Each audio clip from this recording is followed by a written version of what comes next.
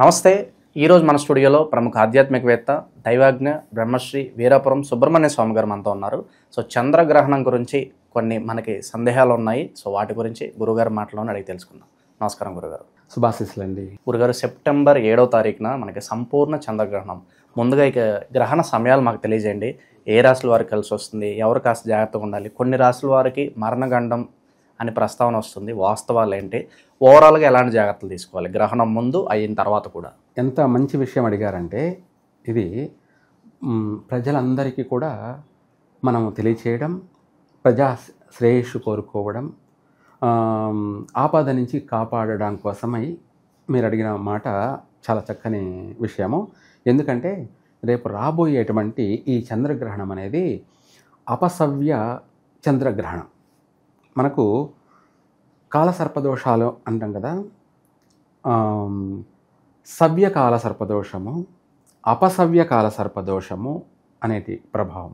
వీటిలో అపసవ్యమైనటువంటి చంద్రగ్రహణ దోషం అంటారు దీన్ని. ఇది రాహుగ్రస్త చంద్రగ్రహణం. అలాగే శ్రీ విశ్వవసునామ సంవత్సరం భాద్రపద మాసం, వర్ష ఋతువు, పౌర్ణమి, అలాగే ఆదివారం రాత్రి, సూర్యోదయం అవుతేనేమో సోమవారం అవుతుంది. ఇంకా సూర్యోదయం కాలేదు కాబట్టి ఇది ఆదివారం మాత్రమే, ఆదివారం రాత్రి మాత్రమే. సూర్యుడు ఉదయిస్తే మాత్రమే సోమవారం అవుతుంది, రాత్రి 12ంటికి కాదు. అలాగే ఇక్కడ నక్షత్రం వచ్చేటప్పటికి పౌర్ణమి తిథి, శతభిష నక్షత్రము, అలాగే పూర్వభాద్ర నక్షత్రం. గ్రహణ ప్రభావం ఏంటంటే 9:56 నక్షత్రం శతభిష నక్షత్రం వచ్చేసి 10:56 వరకు కూడా ఉంది. ఆ తర్వాత 10:57 పూర్వభాద్ర నక్షత్రం ప్రారంభమవుతుంది. ఇక్కడ ఈ చంద్రగ్రహణం అనేది దాదాపు వచ్చిపోయి 3 గంటల సమయం దాకా ఆద్యంతం పూర్తిగా దాని ప్రభావం 3 గంటల సమయం. అలాగే ఇక్కడ మనకు రాత్రి వేళ కాబట్టి చంద్రగ్రహణం కొన్ని రాసుల వారికి ప్రాణగండాలు ఉన్నాయి, ఆరోగ్య నష్టాలు ఉన్నాయి, ఆర్థిక నష్టాలు కూడా ఉన్నాయి. అయితే ఇక్కడ రాసుల వారికి అని చెప్పేదానికన్నా ప్రపంచానికి ప్రమాదం పొంచి ఉంది. ప్రపంచానికి ప్రమాదం పొంచి ఉంది. ఈ యొక్క గ్రహణ ప్రభావం అనే దానికన్నా కూడా రేపు అమావాస్య, భాద్రపద శుద్ధ అమావాస్య 23 ఏదో ఉంది కదా, అప్పటి నుంచి మళ్ళీ సెప్టెంబర్ 22 వరకు, సెప్టెంబరు ఈ నెల అంతా కూడా తీవ్రమైనటువంటి ఉపద్రవాలు జరగబోయేది అధికంగా ఉంది, సంభవించే అవకాశం ఎక్కువ ఉంది. ప్రపంచం మొత్తం మీద చూసుకుంటే భూకంపాలు, అలాగే సునామీలు జరిగే అవకాశం అధికంగా ఉంది. విదేశాలలో తీవ్రమైనటువంటి నష్టం జరుగుతుంది. ఇది రేపు అమావాస్య రోజు జరగచ్చు, లేదంటే గ్రహణం రోజున జరగచ్చు. ఈ 2 మిస్ అయితే మళ్ళీ వచ్చే అమావాస్య 21 ఆ ప్రాంతంలో, 22 మధ్యలో మళ్ళీ కూడా జరిగే అవకాశం ఉంది. మొత్తం మీద 3 సార్లు మాత్రం అయితే ఉంది. ఈ 3 సార్లు కూడా జరిగే అవకాశం ఉంది. అది ఏమిటి అంటే మొత్తం మీద ప్రపంచం మొత్తం మీద ఈ 3 సమయాల్లో జరిగే అవకాశమే ఉంది అధికంగా. ఇక్కడ మనకు ఉపద్రవాలు అంటే మన భారతదేశంలో కూడా ఉన్నాయి. మన భారతదేశంలో కూడా భూకంపం, దాంతోపాటు సునామీ, సముద్ర ప్రళయాలు సంభవించే అవకాశం ఉంది. దీనివల్ల కొంత ఆర్థిక నష్టం జరగబోయే అవకాశము ఉంది, ప్రాణ నష్టం కూడా జరగబోయే అవకాశం ఉంది. కాబట్టి దాన్ని ముందుగానే మన ప్రజలు జాగ్రత్త ఉండండి. అందులోనూ అన్ని చోట్ల కాదులేండి, సముద్ర తీర ప్రాంత వాసులు మాత్రం అయితే చాలా జాగ్రత్తగా ఉండాలి. నన్ను అడిగితే సముద్ర తీర ప్రాంతాల వాళ్ళు కొంత నన్ను అడిగితే వదిలిపెట్టేసి దూరంగా వచ్చి ఉండడం మంచిది. దూరం అదేమిటి, శాశ్వతంగా కాదు, ఏదో కొద్ది రోజులు, ఈ కొద్ది రోజులు మాత్రమే. మనం ఊపిరింటూ ఉప్పొమ్ముకొనైనా బతకచ్చు అన్న సామెత కింద మనం బాగుంటే ఏదైనా చేసుకోవచ్చు. కొద్ది రోజులు మాత్రం కాస్త దూరంగా ఉండడం మంచిది, సముద్రానికి దూరంగా ఉండడం ఎందుకైనా మంచిది. మన వాళ్ళని మనం చూసుకోవాలిగా, ఇది మన బాధ్యత. అయితే ప్రపంచ దేశాలలో కూడా ఇంకా తీవ్రమైనటువంటి నష్టం జరిగే అవకాశం ఉంది.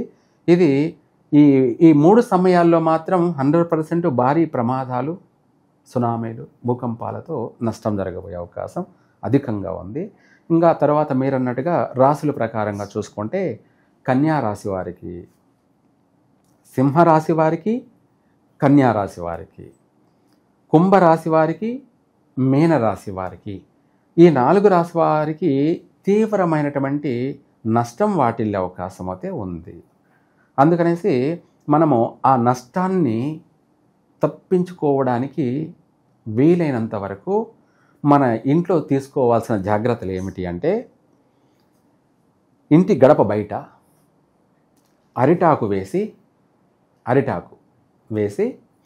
అరిటాకు పైన కాస్త మట్టి పోసి నవధాన్యాలను చల్లి ముందు రోజే పనుకునే ముందు అరిటాకు గడప సింహద్వారం ఉంది కదా, సింహద్వారం దగ్గర ఒక అరిటాకు వేసి, అరిటాకు పైన మట్టి వేసి, అందులో నవధాన్యాలు వేసి, దానిపైన దర్భ కానీ గరిక కానీ వేసినట్టయితే ఈ రాసుల వాళ్ళైతే ముఖ్యంగా పాటించాలి.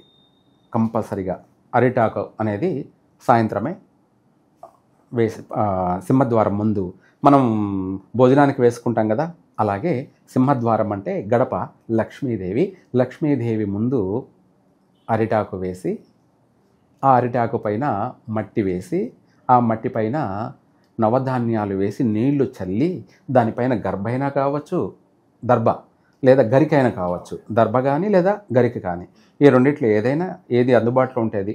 వీలైతే మనము దర్భే వేయండి, అది దొరకని పక్షాన గరికైనా తెచ్చి ఆల్రెడీ మట్టి పైన పెట్టండి. పెట్టినట్టు అయితే ఎటువంటి చెడు గాలి అయినా కూడా ఇంట్లోకి ప్రవేశించడానికి లేదు. ఎటువంటి చెడు గాలి, విషగాలి అంటారు దీన్ని, విషగాలి.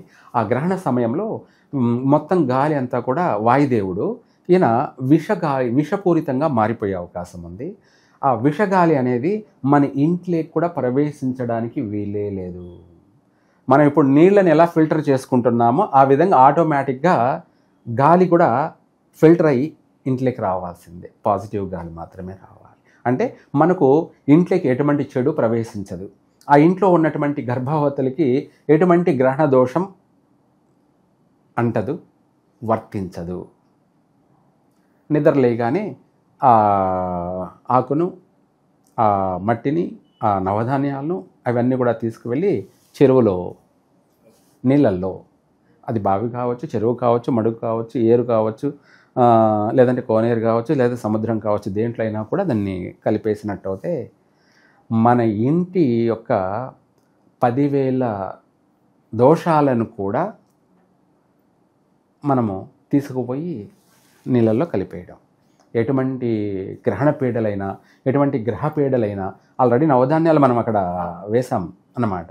ఎటువంటి గ్రహ పీడలైనా, ఎటువంటి షాడో ఏదైనా గాలి కూడా, చెడు గాలి అయినా, లేదా శత్రు దోషాలు కావచ్చు, దృష్టి దోషాలు కావచ్చు, 10,000 దృష్టి దోషాలు కావచ్చు, ఎటువంటివైనా సరే అంతా కూడా మూటగట్టి ఆ ఆకులోనే తీసుకుపోయి పారేయడం. ఇది ప్రతి ఇంట్లో వాళ్ళు కూడా, ముఖ్యంగా ఈ 4 రాశుల వాళ్ళు చేయాలి. సింహరాశి వాళ్ళు, కన్యా రాశి వాళ్ళు, కుంభరాశి వాళ్ళు, మీనరాశి వాళ్ళు, ఈ 4 రాశి వాళ్ళు చేయాలి. లేదు ఇంట్లో గర్భవతిగా ఎవరన్నా ఉన్నారంటే వాళ్ళు ఎవరైనా కూడా చేసుకున్నట్టయితే వాళ్లకు పుట్టబోయే సంతానం లక్ష్మీపుత్రులే జన్మిస్తారు. ఎవరు? లక్ష్మీపుత్రులు. కంపల్సరీగా వాళ్లకు ఎటువంటి అవయవ లోపాలు రావు. చక్కగా అందమైన రూపురేఖలతో పుడతారు, ఆరోగ్యవంతంగా పుడతారు, మంచి ఆయుష్వంతమైనటువంటి పిల్లలు పుడతారు. లక్ష్మీపుత్రుడు అని చెప్పాను కదా ఒక మాటలో. ఎటు అపసవ్య దోషంలో కూడా వాడు లక్ష్మీపుత్రుడు అంటే గజకేసరి యోగం, లక్ష్మీ యోగం కూడుకొని జన్మిస్తాడు. వాడు పుట్టిన తర్వాత కూడా వాళ్ళందరికీ కలిసే వస్తుంది. మా వాడు పుట్టాక మాకు బాగా కలిసి వచ్చింది అని, మా అమ్మాయి పుట్టాక మాకు బాగా కలిసి వచ్చింది అని 3 పూలు 6 కాయల వాళ్ళ కుటుంబము, వాళ్ళ వంశము దినదినము అభివృద్ధి చెందుతుంది. ముఖ్యంగా గర్భవతిగా ఉన్నటువంటి స్త్రీలు అయితే మాత్రం వాళ్ళకు పుట్టబోయే పిల్లలు ఎటువంటి లోపాలు లేకుండా చక్కని అందమైనటువంటి సంతానం కలుగుతారు. రెండోది, ఆ రాత్రి వేళ కాబట్టి వాళ్ళు ఎక్కువ శాతం నగరాలలో వాళ్ళు రాత్రి 12 వరకు మేల్కొని ఉంటారు. 11, 12 వరకు కూడా. ఇప్పుడు అన్ని చోట్ల కూడా ఇదే టైం అవుతుంది. కాబట్టి అంతవరకు ఉండకూడదు. సాయంత్రం 8 దాటగానే గర్భవతిగా ఉన్నటువంటి వాళ్ళు ఎవరైనా సరే కంపల్సరిగా వీళ్ళు ఆ రాత్రి సమయంలో ఏమీ తినకుండా, అంటే మధ్యాహ్నం తినండి, పొద్దున టిఫిన్ చేయండి, మధ్యాహ్నం భోంచేసుకోండి. రాత్రి సమయంలో 8కి లోపలే, సాయంత్రం లేదంటే 6కు లోపలే అనుకుందాం. ఎందుకు, సూర్యుడు అస్తమించక ముందే ఏదైనా ఫ్రూట్స్ తినండి లేదా జ్యూస్ తాగండి, చాలు. ఇంకా ఆ రాత్రి భోంచేయద్దు. ఫ్రూట్స్ కానీ పండ్లు కానీ, అంటే న్యాచురల్గా పండ్లు తినడం కానీ లేదంటే జ్యూస్ అన్న తాగడం కానీ ఇది చేయండి. అంతే, పనుకోండి. గర్భవతిగా ఉన్నటువంటి స్త్రీలు పొద్దున్న లేయండి, చక్కగా లేచి స్నానం చేసేటప్పుడు పాలతో స్నానం చేసుకోండి. ఒక ఆవు పాలు తీసుకోండి, ఒక 1/2 లీటర్ కావచ్చు లేదా 1/4 లీటర్ కావచ్చు, ఏదైనా సరే. ముందుగా ఆ పాలతో స్నానం చేయండి. గ్రహణ పీడలంతా కూడా పోతాయి, శరీరం ఆరోగ్యంగా ఉంటుంది. కడుపులో ఉన్నటువంటి బిడ్డ కూడా అందంగా, ఆరోగ్యంగా, సంపూర్ణ ఆరోగ్యంతో, సంపూర్ణమైనటువంటి ఆయుష్తోటి వాడు 125 సంవత్సరాలు బ్రతుకుతాడు. వాడు పుట్టబోయేవాడు 125 సంవత్సరాల వరకు కూడా బతుకుతాడు. అంతేకాకుండా అందంగా పుడతాడు. వాడు అటు 7 తరాలు ఇటు 7 తరాలు వాళ్ళ కుటుంబంలోని లేని అంత ఆర్థికంగా చక్రం తిప్పుతాడు. మంచి, దాన్ని లక్ష్మీపుత్రుడు జన్మిస్తాడు. ఇలాంటి చేస్తే విశేషంగా కలిసి వస్తుంది. రెండోది, ఈ రాశుల వాళ్ళు కూడా ఇది పాటించినట్టయితే వాళ్ళు ఆర్థిక పరంగా నష్టపోకుండా మళ్ళీ ఆర్థిక పరంగా రికవరీ అవుతారు. అంతేకాకుండా ఆరోగ్యపరంగా కానీ రాబోయే ఉపద్రవాలు, ప్రాణ నష్టాలు జరగకుండా చిన్న స్వల్పమైనటువంటి సమస్యతోటి బయటపడతారు. చాలు, చక్కగా అదే మనకు 10,000. మనము ప్రాణ నష్టాలను పోయిన తర్వాత ఏం చేయలేం, దాన్ని జరగకుండానే చూసుకోవాలి. ఆ చూసుకోవాలి అంటే ఇవి మనము పాటించినట్టయితే ఏ పుట్టలో ఏ పాముందో, ఎక్కడ ఏం జరుగుతుందో, ఎప్పుడు ఏం జరుగుతుందో కానీ తెలియదు. కాబట్టి వాటన్నిటి నుంచి మనము తప్పించుకోవాలి. దానికి చేయాల్సినటువంటి పరిష్కారం మనం చేసుకోవాలి. అందుకనేసి వీళ్ళు మాత్రం, ఈ రాశుల వాళ్ళు కానీ లేదా గర్భవతిగా ఉన్నటువంటి స్త్రీలు కానీ ఇది చేసి అలా చేసినట్లయితే వాళ్ళకి, వాళ్ళ జీవితానికి తిరుగులేదు. ఏది ఏమైనా కూడా సర్వే జన సుఖినో భవంతు. ఓవరాల్గా చంద్రగ్రహణం గురించి ఎవరికి కలిసి వస్తుంది, ఎవరు జాగ్రత్తగా ఉండాలి, ఎలాంటి పరిహారాలు చేసుకోవాలి, ఓవరాల్గా అద్భుతంగా తెలియజేశారు గురుగారు. ధన్యవాదాలు. సర్వే జన సుఖినో భవంతు.